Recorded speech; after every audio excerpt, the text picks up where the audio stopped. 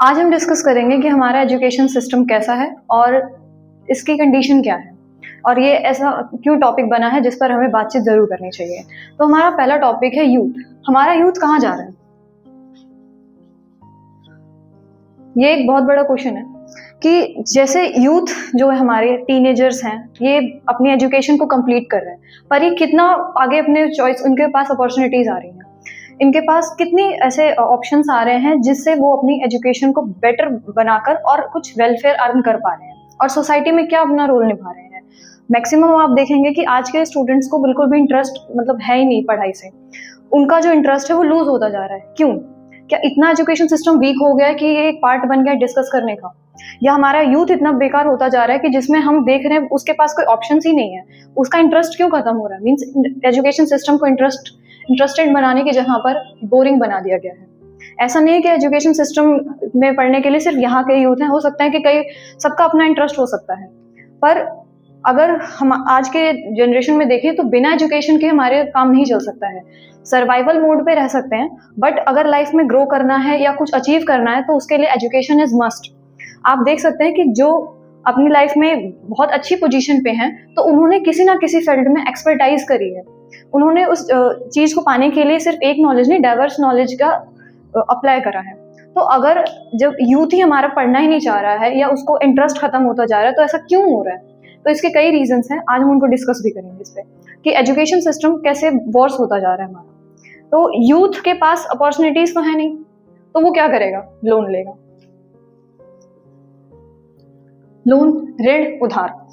जब वो लोन लेगा तो उसके पास कितने ऑप्शंस होते हैं स्टूडेंट लोन के लिए अप्लाई करने के लिए? उसके पास कितनी अप्रोच है?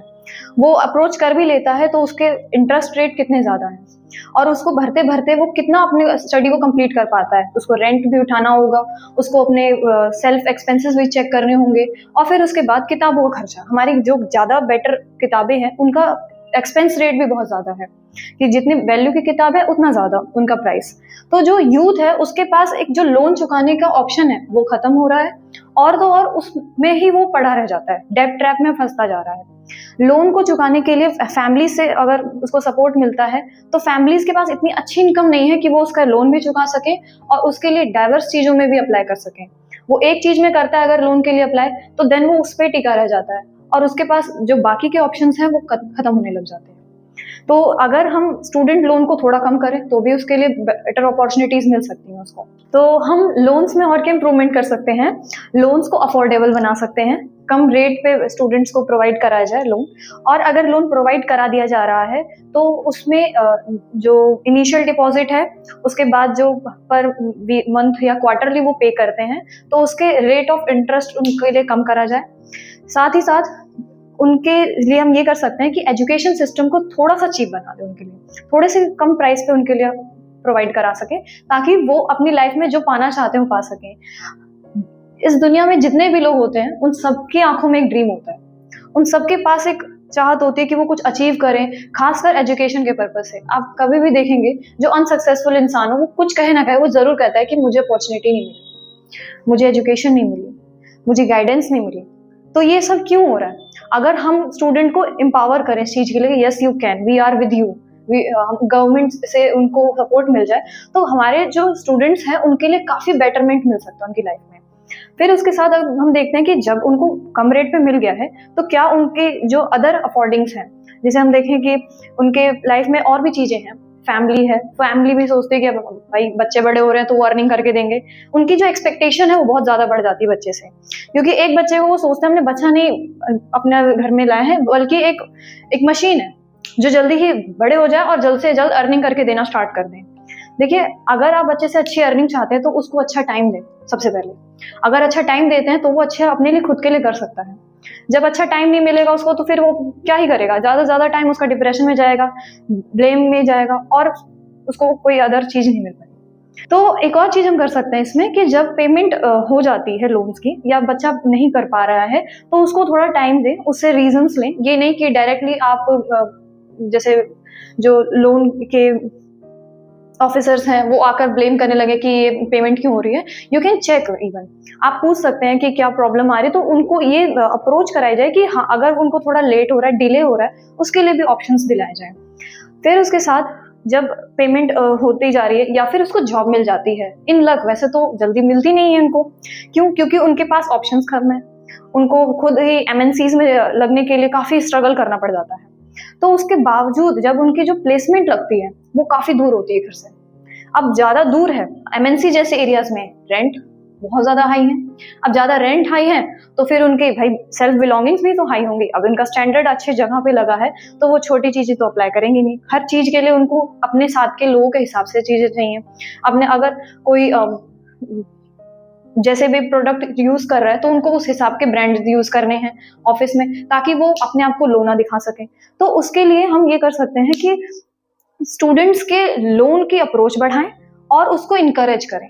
उसको ये ना दिखाएं कि आप पे नहीं कर सकते हैं या आप लोन ले लेंगे तो फंसेंगे। उसको पहले तो ये दिखाएं कि अगर आप लोन लेते हैं तो फिर वो उनको पे करने के लिए लायबल है, ठीक है।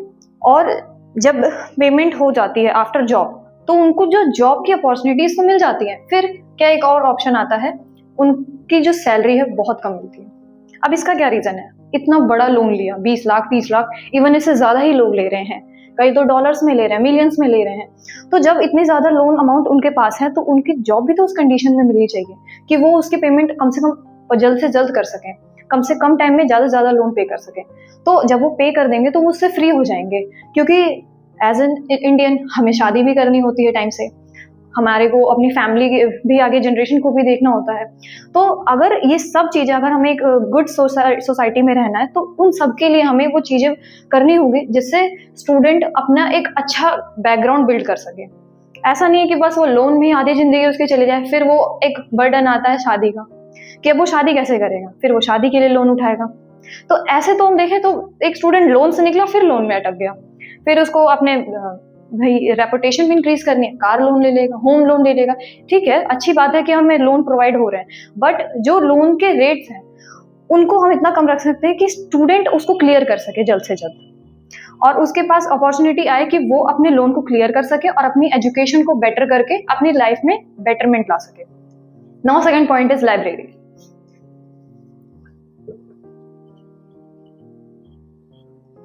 पुस्तकालय, जैसे कि हम देखते हैं हमारे लाइब्रेरी, अब लाइब्रेरीज में कितनी अपॉर्चुनिटी मिल पाती है, सभी के स्कूल में लाइब्रेरीज हैं, पर कितने बच्चे जाते हैं और कितनी बुक्स रीड कर पाते हैं वहां से, और रीड कर रहे हैं तो क्या रीड कर रहे हैं?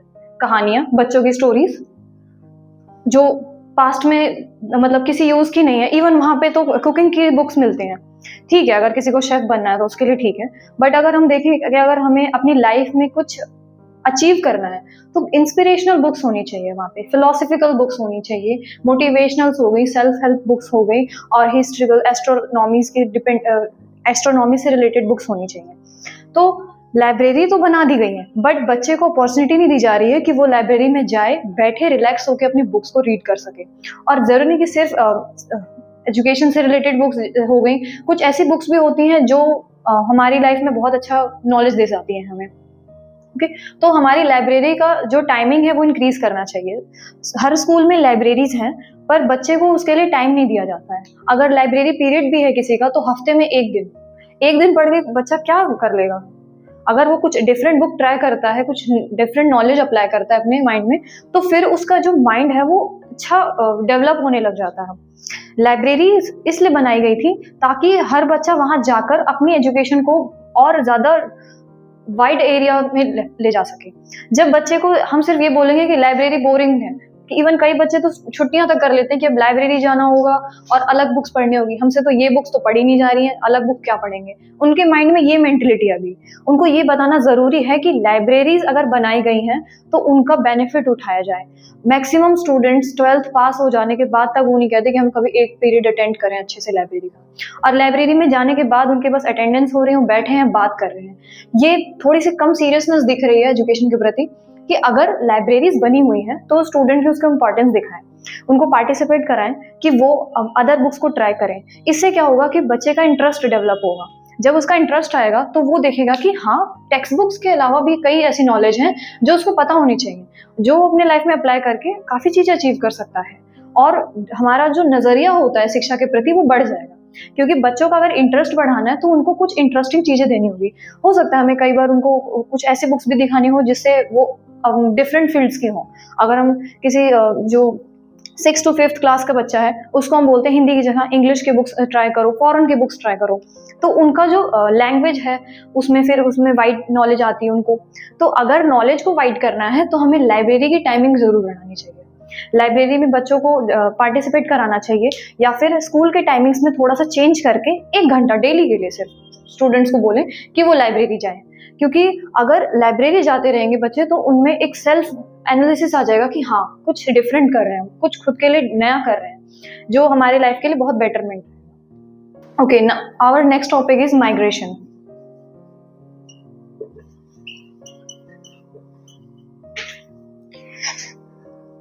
इसे हम स्थानांतरण भी पढ़ते हैं। माइग्रेशन का मीनिंग होता है कि जब वहाँ के लोगों को कहीं भी जो प्लेस है, अगर अपॉर्चुनिटीज नहीं मिलती हैं, अच्छी अफोर्डेबिलिटी नहीं मिल पा रही है कि वो अपनी स्टैंडर्ड ऑफ लिविंग अफोर्ड कर सके, देन वो क्या कर सकते हैं कि वो दूसरे प्लेस पे जाते हैं जहाँ उनको लगता है कि अपॉर्चुनिटी मिलती है, बट उस चीज़ में वो अपनी थोड़ी लाइफ को एडजस्ट करते हैं, अपने एक्सपेंसेस को एडजस्ट करते हैं ताकि उनकी अर्निंग ज़्यादा आए और वो अपने बच्चों के लिए अच्छा एक गुड लिविंग कर सकें। तो माइग्रेशन क्यों हो रहा है? लोग कितने ज़्यादा टैलेंटेड होते हैं और उनको अपॉर्चुनिटी नहीं मिल पाती है। कि जैसे हम इंडिया में ही कई एग्जांपल्स देखते हैं, ऐसे कई लोग हमारे यहाँ से निकले हैं जिनके पास इतना अच्छा टैलेंट था, वो काफ़ी कुछ कर सकते थे इंडिया के लिए, बट जस्ट उनको अच्छी सैलरी नहीं मिल पाने के कारण और अच्छी जॉब अपॉर्चुनिटी ना मिल पाने के कारण वो दूसरी कंट्रीज में गए और वहां पर उन्होंने अपनी अर्निंग को इतना ज्यादा करा कि आज वहां के लोगों में वो ज्यादा इंस्पिरेशनल बन चुके हैं और उनका फायदा दूसरे देश उठा रहे हैं। तो आप ये सोचें कि अगर माइग्रेशन जैसी कंडीशन बनी रहेगी तो फिर हमारा इंडिया कभी डेवलप ही नहीं हो सकता है। माइग्रेशन को हमें थोड़ा कम करना होगा।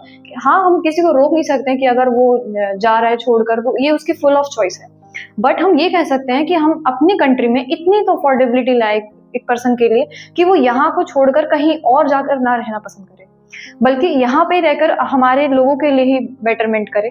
हमारे यहाँ पे लोग, अगर हम किसी एक पर्सन को भी उठाते हैं, अगर उसके अंदर अच्छा टैलेंट है तो वो उस टैलेंट को वेस्ट ना जाने दें हम। अगर उसमें टैलेंट जो है उसका हम यूटिलाइजेशन करें, उसको अपॉर्चुनिटी दें ताकि वो अपनी स्टैंडर्ड ऑफ लिविंग भी बढ़ाए और हमारे देश का भी भला हो सके। अगर हम अपनी सोसाइटी को बढ़ाना चाहते हैं, हमारे जो कंडीशंस है उसको हम डेवलपिंग कंट्री की जगह पे डेवलप्ड कंट्री करना चाहते हैं, तो उसके लिए हमें एक्शंस भी लेने होंगे। हम कई सालों से सुन रहे हैं कि इंडिया डेवलप हो रहा है, बट उसमें अगर ये कंडीशंस बनी रहेंगी तो वो डेवलपिंग में ही रह जाएगा। और जितने भी कंट्रीज डेवलप्ड बने हैं उनका माइग्रेशन रेट बहुत कम है। उन्होंने अपने अपॉर्चुनिटीज अपने यूथ को दे रखी है कि वो अपने यूथ को इतनी अफोर्डेबिलिटी दे रहे हैं कि वो यहीं रहकर वहाँ के लिए अच्छा बेटरमेंट कर सके। हम इसका एग्जाम्पल भी देख सकते हैं कि अगर हमें लगता है कि हम इंडिया में ही ऐसा है, जैसे स्विट्जरलैंड है, तो स्विट्जरलैंड में क्या होता है कि अगर वहाँ के जो यूथ है, वहाँ के जब स्टूडेंट्स पढ़कर निकलते हैं तो उनको वहाँ के लिए लोन अपॉर्चुनिटीज और खासकर जो जॉब प्लेसमेंट्स हैं वो बहुत इजीली मिल जाता है। वहाँ के लोगों को भटकना नहीं होता है वैकेंसीज के लिए कि हाँ हम परेशान होंगे। यहाँ तो लोगों को सोचना तक पड़ जाता है कि कितने कितने सालों तक हम जॉब क्या करें, क्या हमारे लिए मिल पाएगी, या हम अप्लाई कर पाएंगे, या हम इस अभी तक प्रिपेयर हैं जॉब के लिए। वो ये तक सोचते हैं कि जॉब में भी प्रिपरेशन चाहिए उनको। तो अगर हम माइग्रेशन को कम करना चाहते हैं तो हमें अपॉर्चुनिटीज निकालनी होगी। और फोर्थ पॉइंट इज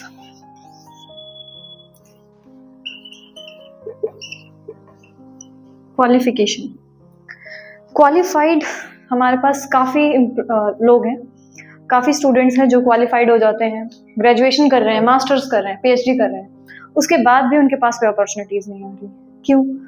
अगर जब बच्चा पढ़ ले रहा है, अच्छी क्वालिफिकेशन कर ले रहा है, तो उसके पास इतनी अपॉर्चुनिटी तो होनी चाहिए कि वो घर बैठे जॉब पा सके, कि हाँ उसके पास जॉब चल कर आए। उसको तब भी भटकना पड़ता है, उसके पास इतनी अपॉर्चुनिटी नहीं होती है कि वो खुद के लिए अप्लाई कर सके, क्योंकि एक जब प्लेसमेंट निकलती है तो हजारों लोग, लाखों लोगों की तादाद में भर रहे हैं। अब उसमें से सेलेक्ट तो सारे तो होते नहीं हैं, कुछ की ही प्लेसमेंट आती है, तो बाकी जो पढ़े होते हैं वो इस आस में रह जाते हैं कि नेक्स्ट ईयर ट्राई कर लेंगे, फिर नेक्स्ट ईयर कर लेंगे, कहीं ना कहीं तो लगी जाएगी। ऐसे करते करते इवन लोग अपने कई डिकेड्स निकाल देते हैं घरों में। तो जब क्वालिफिकेशन मिल चुकी है तो क्या ये क्वालिफिकेशन इतनी लो लेवल की है कि लोगों को इसके लिए भटकना पड़ रहा है? हमारे समाज में एक क्वालिफाइड इंसान की बहुत रिस्पेक्ट होती है, हम बहुत रिस्पेक्ट करते हैं कि ये इंसान पढ़ा लिखा है, क्योंकि कहा जाता है कि जो पढ़ लेता है तो उसने बहुत अच्छा अचीव कर लिया। पर उससे हम जब पूछते हैं, मिलते हैं कि आपने तो एजुकेशन ले ली, क्या आपको अच्छी अपॉर्चुनिटी मिली? और अगर उसका जवाब ये आ रहा है कि नहीं, अभी तक बेरोजगार बैठे हैं। तो ये तो बहुत बड़ा क्वेश्चन मार्क है हमारे एजुकेशन सिस्टम पे कि क्या इतनी वर्स्ट सिचुएशन पे हमारा एजुकेशन सिस्टम है कि वो क्वालिफाइड होते हुए भी अपने आप को अनएम्प्लॉयड बोल रहा है। कितनी शर्म की बात है ये, क्योंकि क्वालिफाइड होते हुए उसके लाइफ में काफी चेंजेस आ जाते हैं। उसकी एज निकल जाती है, सबसे बड़ी बात। जब उसकी एज निकल जा रही है तो फिर उसके घरों में सब उसको ताने देने लगते हैं कि तुम तो इतना पढ़ लिए, तुम्हारी पढ़ाई पे इतना पैसा लगा दिया हमने, तुम तो बहुत कुछ कर सकते थे, तुम ये कर सकते थे, तुम इस फील्ड में अब ट्राई करो। जिसको कुछ नहीं पता वो बताने चले आता है तुम इस फील्ड में ट्राई करो, तुम ये ट्राई करो। तो ऐसे तो नहीं बन पाएगा कोई कुछ भी। क्वालिफिकेशन तो फिर हमारे क्या हो गई है, एक डिग्री पीस ऑफ पेपर बन के ही रह गई। क्वालिफिकेशन का मीनिंग ये होना चाहिए ना कि हाँ, हम सबसे बड़ी चीज दे रहे हैं उसको, अपॉर्चुनिटी। वो डाइवर्स चीजों के लिए अप्लाई कर सके, उसके पास इतनी अपॉर्चुनिटी आए कि वो अपनी फैमिली का भरण पोषण कर सके। अगर वो अच्छा क्वालिफाइड होता है तो उसको अच्छी पोजीशन पे जॉब लगे और अच्छा अर्न कर सके। वो अगर इतना भी नहीं हो रहा है तो उसको स्टार्टअप के लिए मनी तो प्रोवाइड कर सकते हैं, वो खुद के लिए कुछ कर ले। जरूरी नहीं है कि हम सिर्फ जॉब्स प्रोवाइड कराएंगे स्टूडेंट्स को तो ही वो कर पाएंगे कुछ। फेलोशिप कितनों को मिल पाती है, बहुत कम को। अगर जब हम देखते हैं कि हर साल लाखों करोड़ों यूथ निकल रहे हैं हमारे पढ़ पढ़ के, एक क्लास से दूसरे क्लास में जा रहे हैं, फिर हमारे जो ग्रेजुएट्स हैं वो निकल रहे हैं, मास्टर्स करके निकल रहे हैं, पीएचडी करके निकल रहे हैं, कितनी हायर एजुकेशन ले। अच्छी बात है कि हम एजुकेटेड लोग हमारे एनवायरनमेंट में बढ़ रहे हैं, बट एनवायरनमेंट में सिर्फ एजुकेटेड बढ़ रहे हैं या उनके लिए भी कुछ अपॉर्चुनिटीज निकल रही है, ये एक बहुत बड़ा क्वेश्चन है। कि अगर सिर्फ उनको सिर्फ ग्रेजुएशन मिलकर वो बस सेटिस्फाइड है कि हाँ हम पढ़ चुके हैं, तो ये तो कुछ बात नहीं हुई। उनके लाइफ में तो तभी इंप्रूवमेंट दिखेगा ना जब वो खुद के लिए इतना कर सकते हैं, अपना फैमिली का भरण पोषण और अपनी वेलफेयर को बढ़ा सकते हैं, अपना स्टैंडर्ड ऑफ लिविंग इंक्रीज कर सकते हैं, अपनी सोसाइटी में एक रोल प्ले कर सकते हैं, एक आइडल बन सकते हैं कि वो दूसरे को गाइड करें। इवन आज के डेट में ऐसे भी कई लोग हैं जो एजुकेशन लेने के बाद कहते हैं देयर इज नो यूज, आपको कुछ और ट्राई करना चाहिए, आप कुछ और सीख लें। तो फिर ऐसा क्यों आ रहा है क्वेश्चन? जब हम सभी चाहते हैं हमारे स्टूडेंट अच्छा स्कोर करें, अच्छी एजुकेशन लें, चाहे प्राइवेट स्कूल से निकले चाहे गवर्नमेंट स्कूल से निकले, हर पेरेंट्स चाह रहे हैं कि हमारा बच्चा अच्छा पढ़ा लिखा हो, क्योंकि सबने यही बोला है अपने बच्चों से, हम अच्छी एजुकेशन नहीं ले पाए, आपके पास अपॉर्चुनिटीज हैं, आप करें। उम्मीदें इतनी बड़ी हुई हैं बच्चों से, और जो जिनके माँ बाप पढ़े लिखे हैं तो वो बच्चों को बिल्कुल भी टाइम नहीं दे रहे हैं कि वो आउटडोर जाकर कुछ और भी ट्राई कर सकें। वो चाह रहे हैं कि उनके बच्चे 100 आउट ऑफ 100 क्यों नहीं ला रहे हैं, 90 भी क्यों ही आ रहे हैं। उनका ये क्वेश्चन हो जाता है। ठीक है, आप अपने बच्चे को बहुत ज्यादा इंटेलिजेंट बनाना चाहते हैं, बट एंड में जाके जब उसको ये मिल रहा है कि एक पढ़ा लिखा इंसान मिल रहा है और वो कह रहा है कि there is no use of study, तो दैट मीन्स कि हम क्या बना रहे हैं अपने बच्चों को, क्या एजुकेशन दे रहे हैं अपने स्टूडेंट्स को, कि वो क्वालिफिकेशन के लिए एक भागम भाग करे जा रहे हैं, दौड़े जा रहे हैं, एक रेस में भागते हुए जा रहे हैं जिसका एंड पॉइंट है ही नहीं, जिसका कोई रीच या रिवॉर्ड है ही नहीं। तो फिर वो क्या ही कर पाएगा अपनी लाइफ में। तो इस पे विचार करने की बहुत ज्यादा आवश्यकता है।